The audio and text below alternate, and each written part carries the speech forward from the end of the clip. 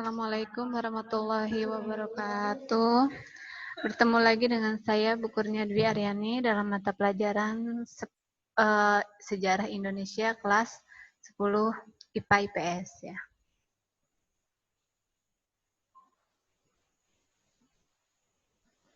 Nah, dalam bab kedua ya, pembagian zaman praaksara berdasarkan geologi. Pembagian zaman prasejarah berdasarkan ilmu geologi merupakan ilmu yang mempelajari bumi secara keseluruhan. Berdasarkan geologi, terjadi bumi sampai sekarang dibagi menjadi 4 bagian atau 4 zaman, yaitu periodisasi pembagian praaksara yang terdiri dari atas 4 zaman, yaitu Arkeokum, Paleozoikum, Mesozoikum, dan Neozoikum. Arkeozoikum di mana zaman belum ada tanda-tanda kehidupan.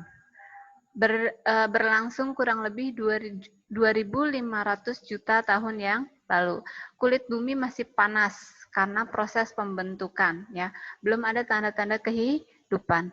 Selanjutnya zaman Paleozoikum, zaman kehidupan tua. Nah, zaman kehidupan tua berlangsung 340 juta tahun yang lalu. Bumi masih belum stabil. Musim masih berubah-ubah ya, curah hujan tinggi, curah hujan rendah gitu ya. Nah, timbul makhluk hidup bersel satu atau mikroorganisme yang tidak bertulang punggung sejenis katak, amfibi, reptil gitu ya, dan gangga ya, rerumputan. Nah, selanjutnya Mesozoikum. Mesozoikum ini zaman kehidupan pertengahan. Zaman kehidupan pertengahan berlangsung 140 juta tahun yang lalu. Jadi iklim semakin membaik, namun suhu berubah-ubah ya. Kadang tinggi sekali, kadang rendah sekali gitu ya. Nah, pada zaman ini beberapa jenis amfibi tumbuh seperti menjadi besar ya, seperti reptil, dinosaurus 12 meter, Tyrannosaurus 30 meter, Brontosaurus 10 kali dari gajah ya. Gajah aja udah besar sekali ya, apalagi 10 kalinya gitu ya. Nah, ada juga reptil yang memiliki sayap yang mampu terbang seperti Pteranodon. Nah, disebut juga zaman reptil. Zaman Mesozoikum disebut juga zaman reptil. Nah, selanjutnya zaman Neozoikum atau kehidupan baru. Berlangsung 60 juta tahun yang lalu. Zaman Neozoikum dibagi atas menjadi 2 ya. Zaman tersier dan zaman kuarter. Zaman tersier adalah zaman yang dimana ada tumbuh mamalia. Hewan-hewan yang berkembang biak adalah mamalia. Mamalia itu adalah hewan yang menyusui ya. Lalu makhluk primata sejenis kera, gorila. Sekitar 10 juta tahun yang lalu hidup hewan-hewan yang lebih besar daripada gorila, yaitu Gigantopithecus yang ditemukan di Bukit Siwalik ya, di kaki pegunungan Himalaya. Kaki pegunungan Himalaya itu sekitar Hindia dan Tibet ya, dataran tinggi. Nah, juga ditemukan di Australopithecus di Afrika Selatan dan Afrika Timur. Nah, zaman kuarter adalah zaman keempat. Zaman ini berlangsung sekitar 600.000 tahun yang lalu, dibagi menjadi 2. Kala Pleistosen adalah kala Pleistosen. Nah, kala Pleistosen berlangsung 600.000 tahun yang lalu. Kala Pleistosen penting karena masa ini muncul kehidupan manusia purba. Nah, keadaan alamnya masih liar dan labil ya. Nah, di sini ada 2 zaman, yaitu zaman glasial dan zaman interglasial. Zaman meluasnya lapisan es ya di kutub utara, sehingga Eropa, Amerika, Asia bagian utara tertutup es. Daerah ini jauh dari kutub. Terjadi hujan yang lebat bertahun-tahun.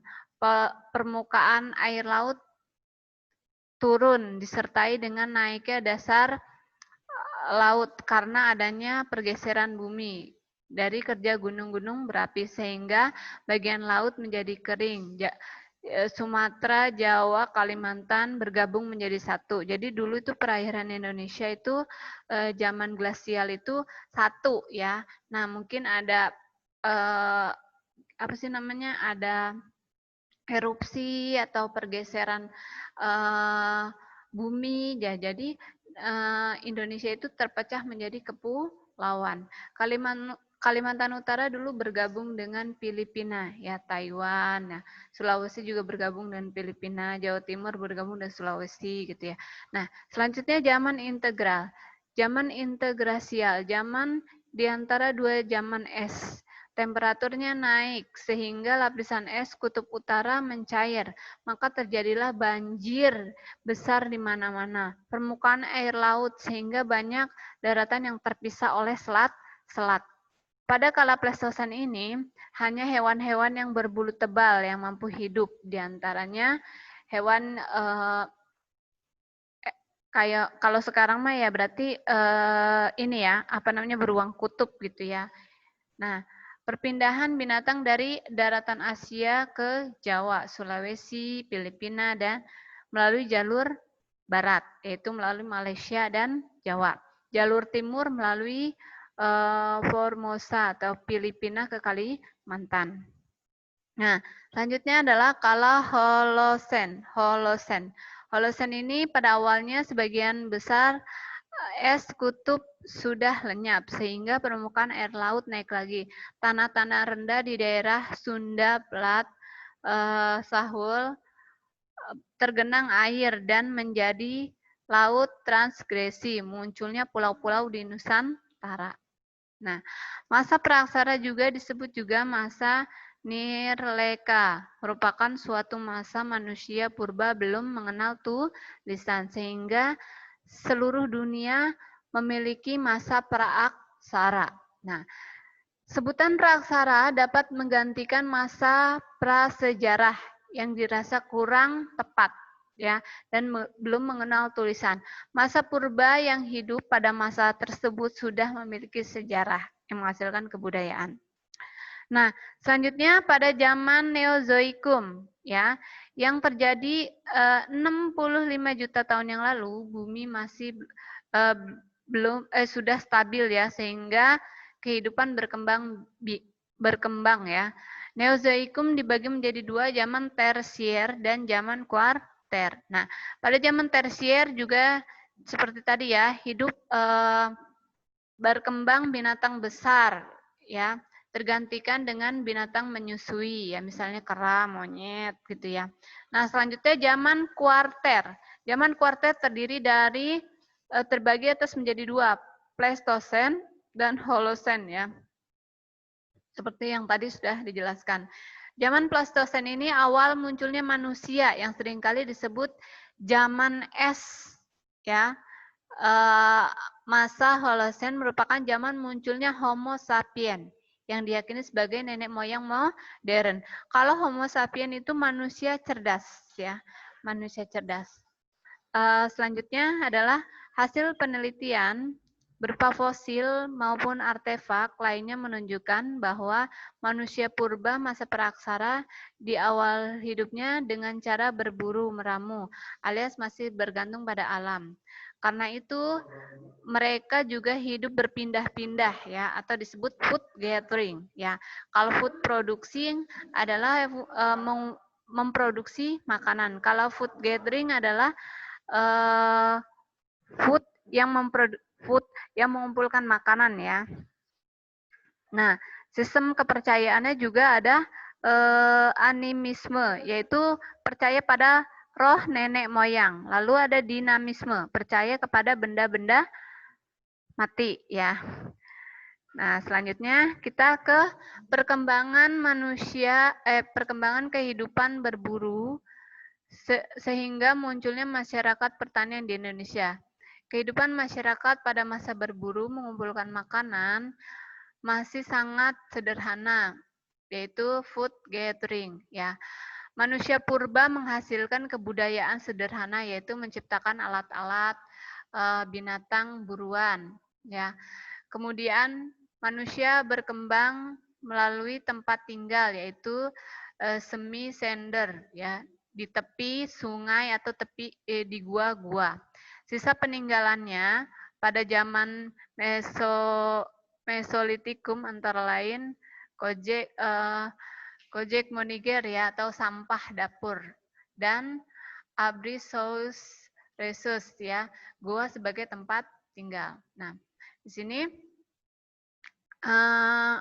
kehidupannya ada yang menetap, ada yang berpindah-pindah. Nah, selanjutnya, ciri-ciri perkembangan masyarakat pada masa berburu dan bercocok tanam ya.